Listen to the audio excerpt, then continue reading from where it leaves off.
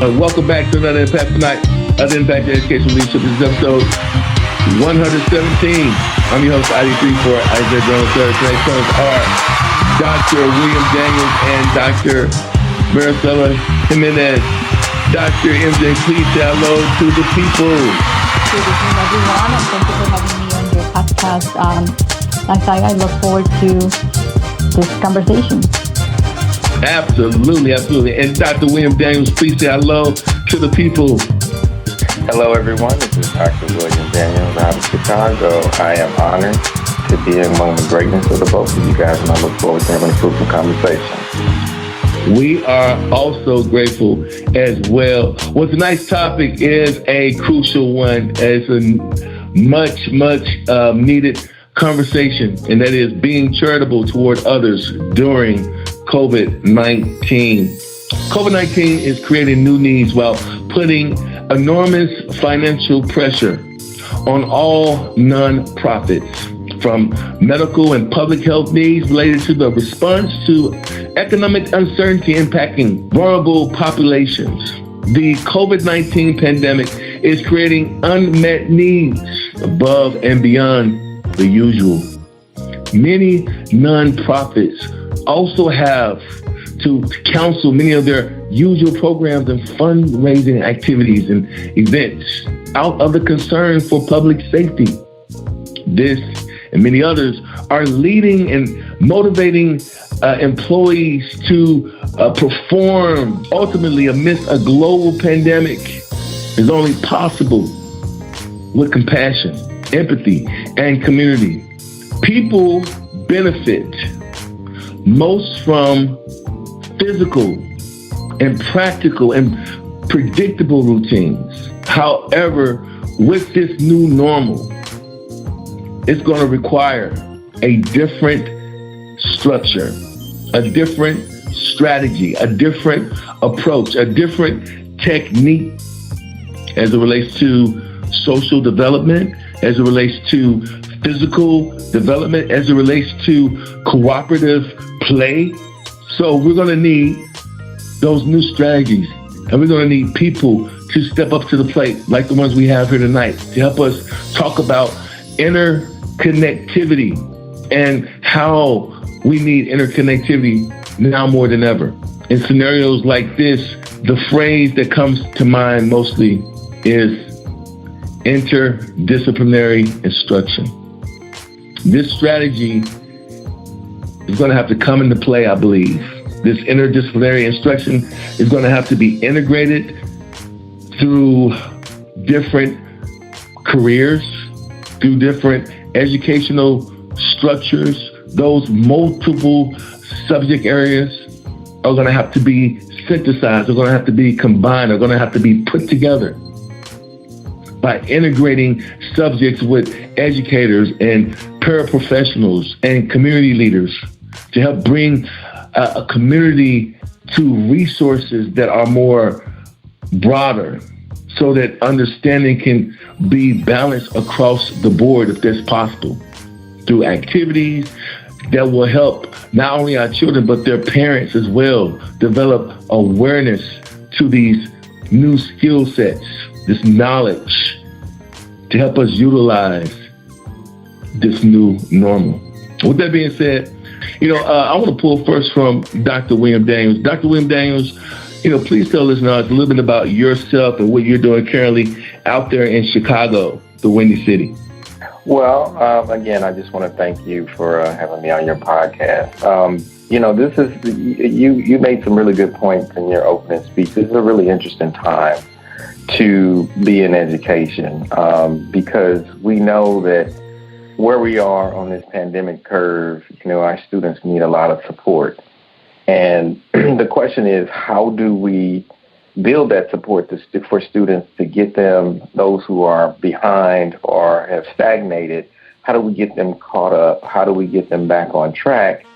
And, how do we integrate technology and SEL and all these wonderful things that we've been really working on pre-pandemic to get, students, re-engaged and performing at levels that, is going to build up, students, especially those that are in the inner city, for example, and, ultimately build up this country, because we know that in order for us to be a better country, we have to have all of our young people have to have opportunities so that, this is spread across the country. At least that's, the idea in the educational system that I'm in. So, what we're doing is we're trying to integrate all of those areas together. We're trying to utilize technology. A lot of our instruction is delivered through technology, and so it's very fundamental. We were really blessed in the district to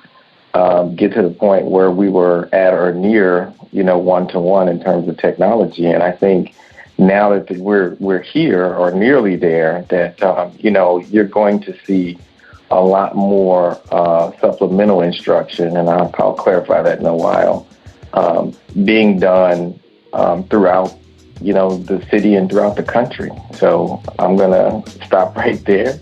But, that's what we're doing here in Chicago, is we are trying to move forward, helping students to understanding where students are and then helping them to get where they need to be.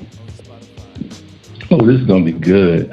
You have those, if you go to a sports game, you can tell, especially with the lineup, like this is going to be an all-star cast, and this not only is going to be a great event, but it's going to be epic. It's going to be legendary. I mean, Dr. Daniels, you are helping to make this happen tonight with this mighty educational conversation that has a high touch as it relates to education. As you were speaking, I heard a few things. For the most part, I really heard from your undertone. I kept hearing Bloom's taxonomy, right? When you have those deductive and social development concepts and layers, right, for that cognitive development, like Peter J. would so nicely put it. And this is going to be necessary for people, like you, that are those gatekeepers. All right, here we go. Well, it's so great to be here, and thank you so much for this opportunity for us to all get acquainted and for us to share the mission of Harvey Nexus. I absolutely love this question, and I can talk about this for a very long time, days on end, right? Because it is the core of who we are and what we do. So a little bit about Harvey Nexus. I always like to get into the history of things, right? To set the context and the premise of where we're going. So Harvey Nexus got started in June of 2020, smack in the beginning of the pandemic, where we all know that uncertainty was the order of the day, and unemployment was first in mind for a lot of us. If not for ourselves, then certainly for our friends and family. This is absolutely no news to any one of us. On a personal side, I was one of those who got laid off and was faced with those new challenges of survival.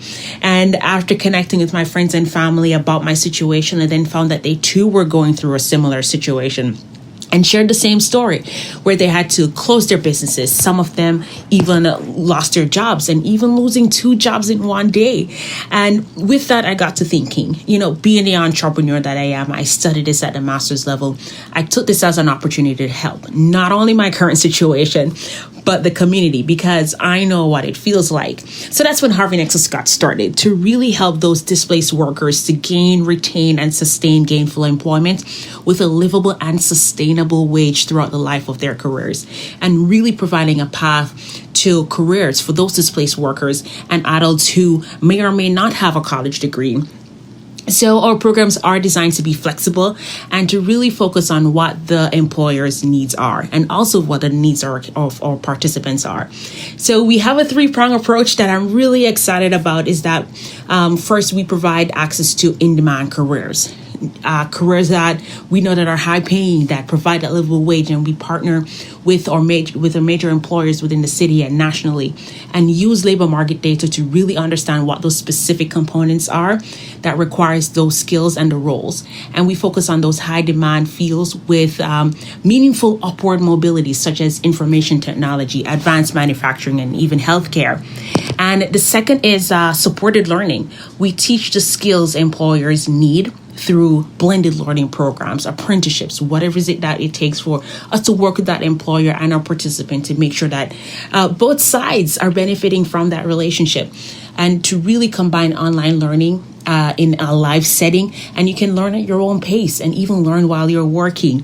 And the third prong to our approach is that we have a diverse pool of talented candidates. You name it, we can find it, or we already have it.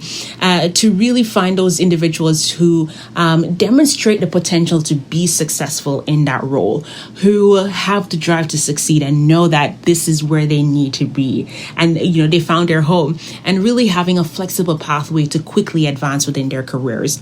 So bringing things back to the perspective here, I know may have went off a little bit, but bringing things back into perspective. So while the pandemic had really created certain challenges to businesses globally, we are interested in the solution and helping companies adapt and transition to the way of the future, which that's pretty exciting for a lot of us.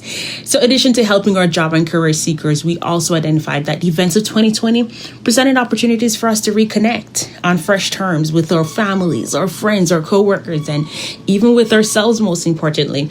And for businesses, that moment provide a chance to reimagine their roles in the economy and the role that they will play in the growth of economic development. So right now, we know that there's a need for upskilling and training and addressing the digital and skill divide, some of which, yes, existed before 2020 and have accelerated since then.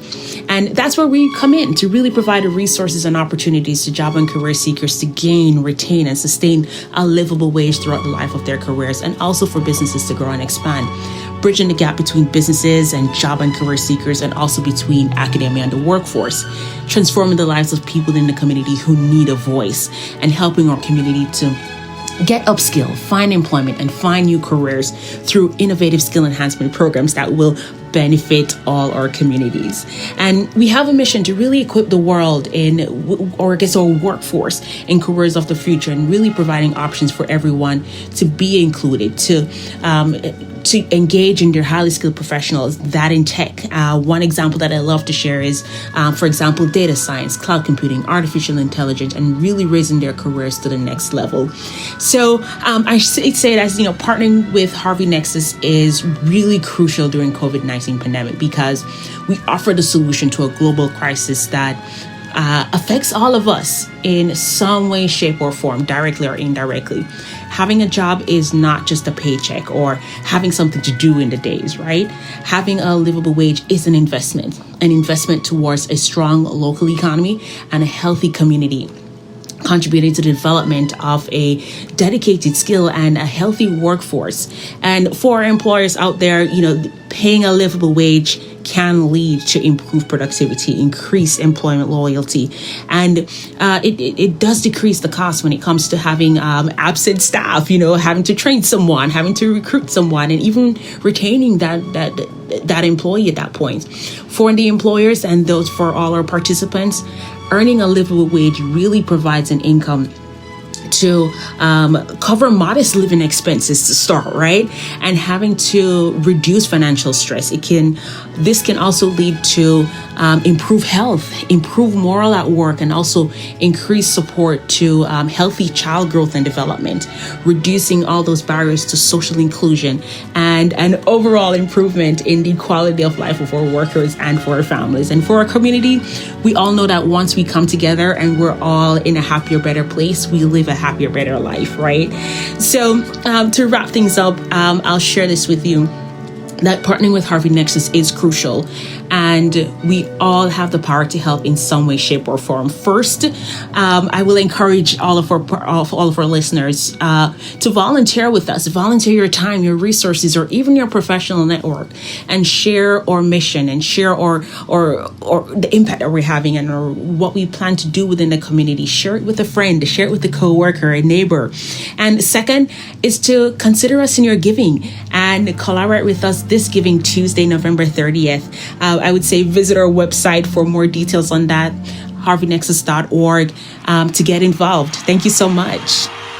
And, the topic tonight is being charitable toward others during COVID-19, right, for education and for universal education. A lot of people ask the question, how do you, measure education with technology in the mix, right? And we are saying that you do it through standardized testing, but is there really universal education, right? That's not the subject for tonight, but how do you become universal when everyone's not taking the same test, globally across the board, right? And I kind of heard you prelude to that technological mix in your speaking. And so this is, on the lines of instruction. The question I'm going to ask you, these are on the lines of inductive reasoning, parallel play that's necessary for, the secondary education system, because, that level, that stage of learning is, I believe, the concrete operational stage. And so, this is why we had to get you on the podcast tonight, being a school principal, especially in the location that you are in Chicago. This is a cutting edge as it relates to technology area to be in the United States of America. And so, your journey through more than 20 years in information technology as a software engineer and certified project manager in the telecommunications industry before starting your educational career has been life-changing. Most people would have left off right there and said, hey, I've lived a good life, because, the IT field is so vast and so ever-changing. And, it's like, why would you hop off of that roller coaster unless your passion for kids and teaching, your heart for that, it had to pull you in a different trajectory. And so, however, now let's just go to the point. You're a school principal. And so my question for you, we want to know, we want to hear your thoughts. We want to walk with you. Okay. We promise we will listen. How can teachers efficiently infuse, what I mean by infuse, mix other subjects into daily lessons using technology that students can understand and that parents can monitor and understand what they're looking at? Will be the first question to start this conversation off tonight. Wow. Okay, that was pretty deep. So let me see if I can use that 20 years of background here to help me out. So you're right. I do have a passion for this, and I'm one of those people that took a look at what he was doing and said, I need to help people around me, be better and achieve the things that they can achieve. And so I believe that's done through education. And I like the idea of integrating education and technology. When I started teaching 11 years ago, that was something that I attempted to do, even with the resources that I had at the time. And now we've grown exponentially to the point where, as I mentioned earlier, we pretty much have one-to-one technology in the district, and it's a beautiful thing, because what teachers can do now is they can deliver instruction and, do small group work with, either heterogeneous or homogeneous groups, and have students doing independent work that's being evaluated via technology. And that allows them to then give that one-to-one instruction in a smaller setting, which is very helpful. And then at the same time, allow students who either need, re-engagement work or work to allow them to explore onto, things that are at higher levels than other students in the class. And you're able to do that. And that's one of the beauties of technology. But I will say this, technology is not a replacement for the classroom teacher. It absolutely isn't. It's wonderful that we have this. I wouldn't be able to go through the plethora of platforms that are out there, but, we think about some of the really popular ones like Khan Academy, which is something that I used heavily when I was, a teacher, and I even recorded some of my own videos and did some blended classroom work.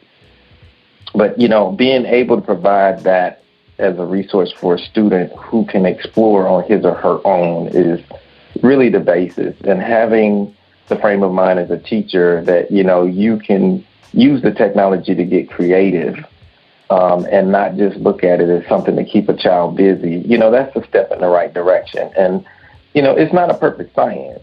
it really isn't. And that's something to also keep in mind, because I don't think very few of us in education can say, honestly, I figured it out.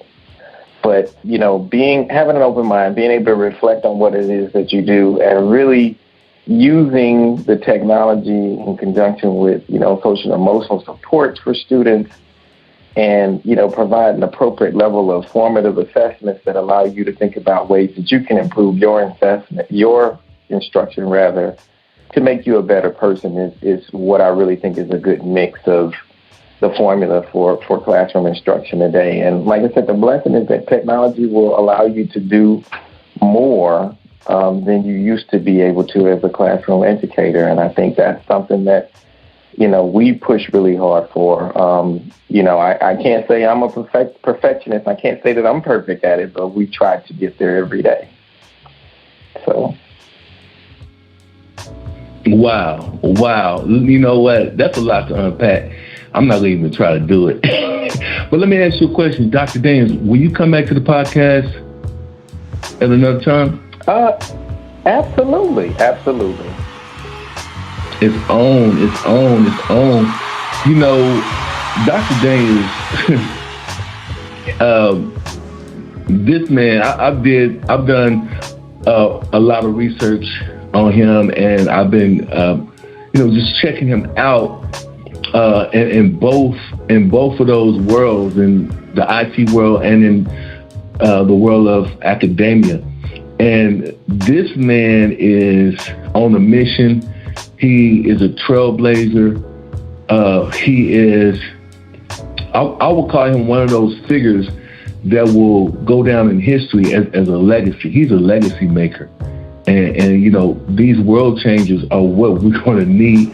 These pillars are what we're going to need, listening audience, moving forward out of this pandemic, while this pandemic is going on. And it's that same hunger that I get from she's my sister. We've worked in the field together. We've put together programs. We've seen how they have affected not only DFW, Dallas Fort Worth, but also in some parts of Houston, Texas. And that's none other than my friend and my sister, Dr. MJ. Please say hello again to the people. And before you do, Dr. Daniels, I want to thank you so much for adding so much value to this podcast. Dr. MJ, please say hello to the people. Let us know what you're doing currently. Hi, again, thank you, Isaiah, for having me in your podcast, and amazing to Dr. Daniels. And so now I'm in Houston. Yes, I lived in DFW for a number of years, but for the past 2 years, including during 2020, which was quite difficult for everyone. Everywhere I go, I plant those seeds, and my call to action is really to understand the communities where I live and immerse myself and quickly identify how can I best serve people. And so what I'm doing right now, just in addition to what Dr. Daniel is doing for his community and his district, I'm the person that actually joins organizations, and I become the bridge. I realize that there is a need between the communities, and someone has to come in and be the bridge between those communities. So things that I was doing at DFW and now what I'm doing here, it's gone to another level where I am directly working with employers and connecting them with job seekers. But it's very strategic, and it's done in a way that there's alignment. So the employer who says, I cannot find workforce, I'm making sure that I find the right workforce for those employers. And so, yes, that's what I'm doing right now, in addition, of course, to investing time with the students. If I may, in fact, this morning, I spent from 8 o'clock to 11:30 doing mock interviews for the students that are getting ready for their final semester in high school. And so I interview them, they're on a CTE program, and so asking them that question, where are you going to go right after high school? But yes, to go back to the technology question and how can technology advance students' career and future, there's a lot more to that. And so what employers are looking for is not just credentials. They're looking for experience. They're looking for skills, attitude. They're looking for personality. They're looking for cultural competence, emotional intelligence, a lot more. They want the perfect unicorn. So I'm the person who is helping to making sure that way before they graduate from high school and are into, pursuing a career, that I go and help them so they are ready for employment that is going to be gainful, meaningful, and they will be compensated for what they bring to the table. When talking about Dr. MJ, one phrase comes to mind. I don't know if I've ever told you this, Dr. MJ. You know I'm crazy, right? But that phrase is atmosphere changer. And what do I mean by that? Oh, absolutely. And you know what I'm saying. But what do I mean by that? Everything you touch, you bless. Every person you meet, you give them hope. Every group you put together, you give them faith. Faith not only in themselves, but in the team. You are a team player. You are a team player. People love being on your team, for your team, cheering your team on the sideline. You are intoxicating. Thank you. And with that being, absolutely. But with that being said, you and your husband both are intoxicating, because I know he's like, what about me? But with that being said, Dr. MJ, I want you to give us, and you're going to do it anyway, but I want you to give us your heart and let us know. I'm about to go in. You ready? We want to know your why. We want to know why do you continue to excel with everything that you do?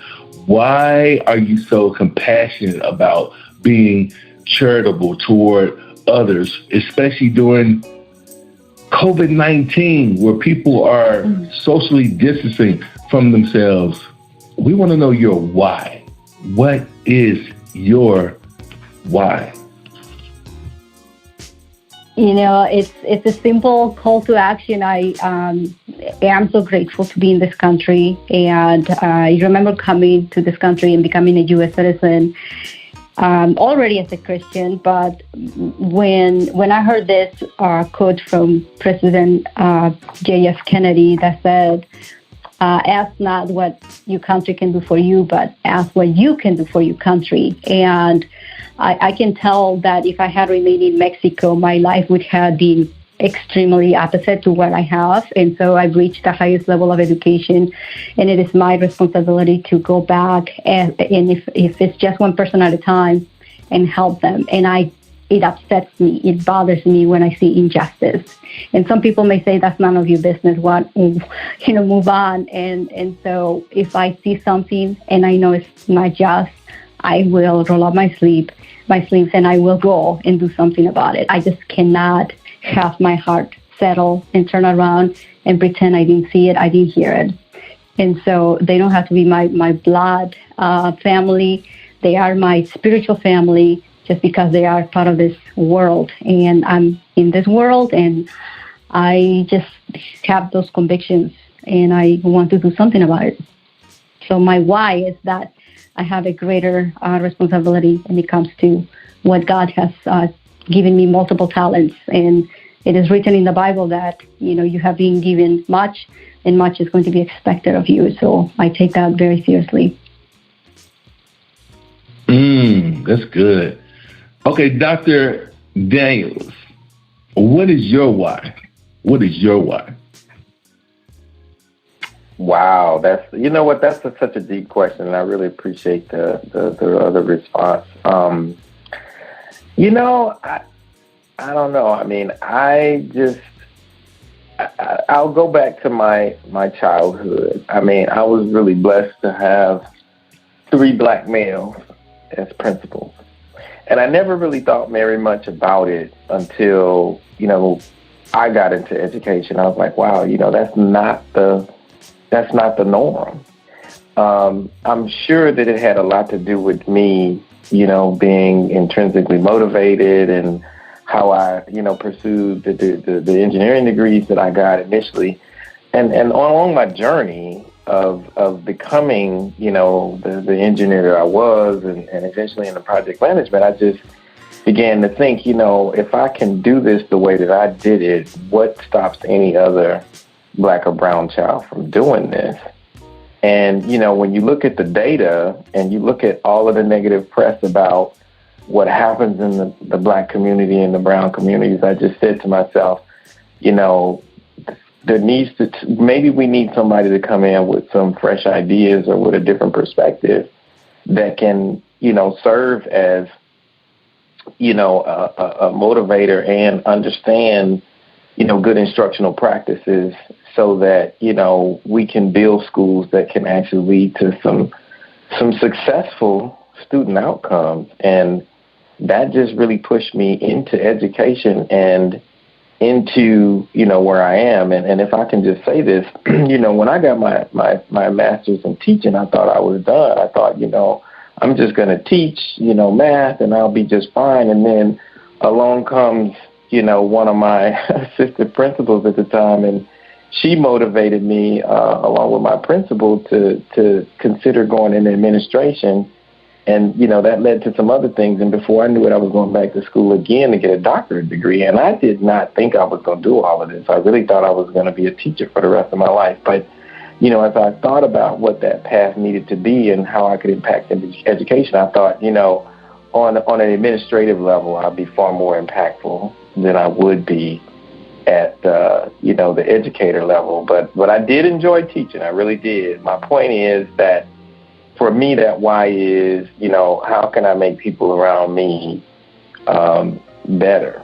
That's what motivates me, and that's why I do what I do, is because that's what I want to do. I want to answer that question.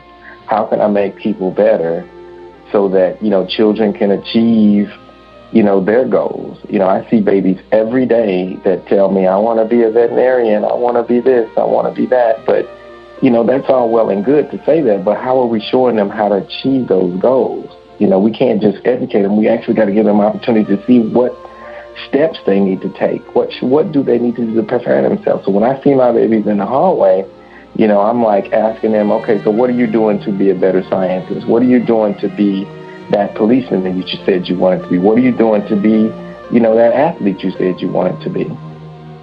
So that's my why. My why is to make people better. My why is I want to be able to deliver the leadership that helps people be better so they can achieve their goals.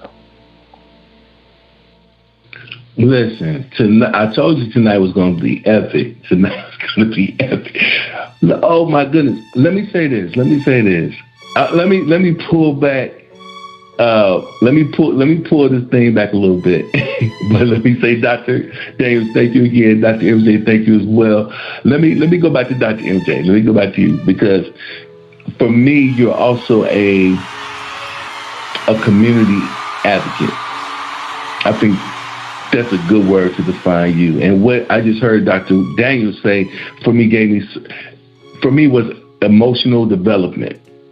Right? When you see those students in the hallway and you reinforce, the things that it take to have that support system, and you tell them how to go hunt for it by assessing them, and being an overseer of not just the teachers, but also the school and the inhabitants of those, of that school culture, the school vision, the school environment. And this is their response to the intervention, I believe. Right. And so that brings me to Dr. MJ. I think this is a good setup, because Dr. MJ takes a situation and she formulates it. And then while she's formulating it, she's analyzing it so she can get an understanding. And then she goes and describes it, to the people that she's working with And so they know what to recognize, what to look for, and they have that certain awareness on how to identify with a movement, an event, a function, whatever layer she's taking it. And with that being said, Dr. MJ, my question for you is, how are you and your team continuing, if you don't mind sharing it with us, that is, to excel with every client and joint venture, especially during COVID-19, with all these different organizations that you're working with and the organizational change? I know you got some new organizations you started working with this year, you've been talking about, and how are you helping them to grow? I know you're excited about this. How are you helping them to grow in the wake of this pandemic? What's your thoughts? I was laughing as you were describing me, and you are so right, and you're so accurate on my, attitudes on approaching situations. But one of the things that, I'm a force for change, and I don't impose change when people are not ready. I think people have to be ready, and I believe that I will be brought to the organization when the people are ready to receive. If they're not ready to receive, then it's not my season. And yes, I was brought to work. This organization is a nonprofit company called Workfaith. Okay, and so Workfaith is one word, and it's you basically bring faith into your workplace and how faith transforms everything that you do. And it's a Christian organization, and it's here in Houston. And so my responsibility is exactly to do that. I was brought to take on a very strategic position, and my position didn't exist. It was just designed so to take the organization to another level because of COVID. And that the organization is being redesigned and transformed, going through a metamorphosis of transformation, because we originally the organization was established to serve individuals who need a second chance. They were released from jail, prison. Some of them had been there for 25 years or 10 years or 3 years, but nevertheless they need a second chance. And so because of COVID, now we are serving anyone who needs employment opportunities. So people who were displaced from employment and are having a very hard time finding employment, whether they're college educated or just a GED. And so the mission of the organization is that we will provide workspace training and coaching for anyone who desires long-term employment. And so what I do, one was to identify what worked well before and what isn't working today, and where are we going to go for the next 5 years. And I did a very comprehensive business analysis with the entire team, and we had our presentation for a couple of days with the executive leadership team, and we explained our findings. And so what that basically has led us to do is to restructure and redesign things, and the team coming together. It's just beautiful because everyone understands that we have a social, mission-driven purpose, and so our charge is to really making sure that we go out into the communities who are underrepresented, who need a second chance, and the people that, because of where they come from, continue to be discriminated. And so my part of that is to go in and meet employers who are going to offer employment benefits, livable wages, and sustainability, for long-term career, and present our clients who are in need of employment with those organizations. So that's one strategic approach. Because of COVID, of course, the organization has gone into a hybrid model where before everything was face-to-face service. Now it's virtual, and we are evolving to making sure that throughout this organizational change, we identify our communities' structural barriers. What are those structural barriers, including technology, competencies, accessibility, and social skills, and so that we can prepare them from A to Z in order to equip them and present them to employers. And so my charge is also negotiating with employers who pre-COVID, they would not open their doors to anyone who has any criminal background, right? And so we, through scripture, we encourage anyone who comes and feels ashamed for the past, and we just encourage them in so many ways that they are redeemed by the end of the sessions that they go through, Monday through Friday for a 20-hour period. We help them feel transformed, and everything is because the trainings are infused with scripture. And so it's a combination of the practicalities of academia that I bring to the table, but also what scripture tells us to do for those who are who don't have representation. See, and that's what we're talking about. So, you know what? Wow. And that's a wrap. That was another Impact